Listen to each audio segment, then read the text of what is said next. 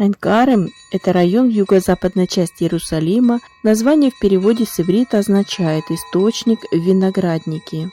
Это территория, по преданию, место, где было селение Горнее, град Иудов, в котором проживали семьи священников, совершавшие поочередное служение во втором иудейском храме. Среди этих священнических семей была благочестивая, но бездетная пара, священник Захария и его супруга Елисавета. На старости Господь утешил их рождением сына Иоанна, величайшего пророка, предтечи Спасителя и Крестителя. Точно неизвестно, где именно место рождения Иоанна Крестителя, но все храмы и монастыри в Айн-Кареме посвящены этому событию. В Горницком монастыре есть пещерный храм в честь Рождества Иоанна Предтечи. Праведные Захария и Елизавета достигли преклонного возраста, но не имели детей. Бездетность у иудеев была причиной поношения между людьми. Супруги молились о даровании им чада. Один раз, когда Захария совершал кождение в храме, увидел он ангела, который возвестил ему о рождении сына.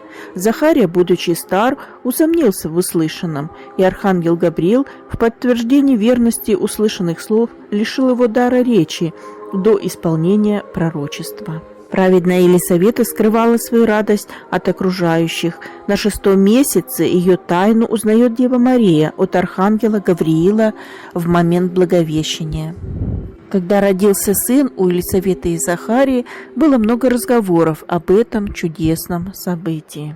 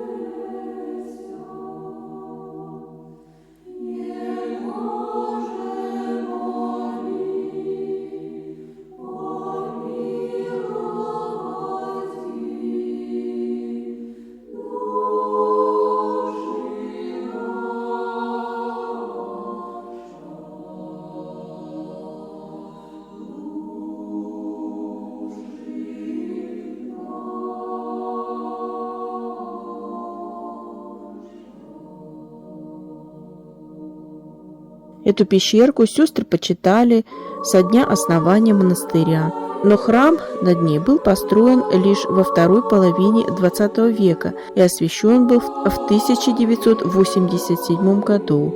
В храме редко, но служатся службы. Иногда читаются акафисты Иоанну Предтечи.